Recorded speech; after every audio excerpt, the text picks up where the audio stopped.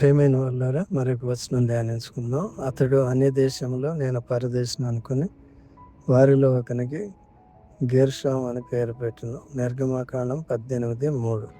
మోషేకి ఇద్దరు కుమారులు ఉన్నారు. మొదటి కుమారుని పేరు గెర్షోము అనగా అన్య దేశంలో పరదేశిగా ఉన్నానని అర్థం.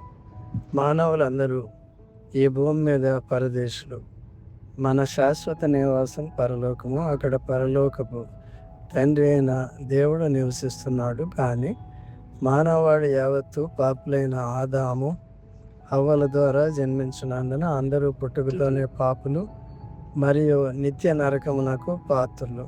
దేవుడు తన ప్రేమను బట్టి ప్రభువైన యేసుక్రీస్తు ద్వారా విశ్వాసులందరినీ నరకము నుండి రక్షించి పరలోకమునకు తీసుకెళ్తాడు.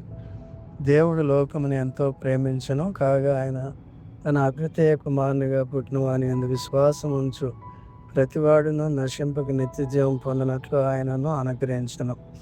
లోకము తన కుమారుల ద్వారా రక్షణ పొందుటకే గాని లోకమునకు తీర్పు తీర్చుటకు దేవుడు ఆయన్ను లోకములోనికి పంపలేదు. యోహాను 3:16-17.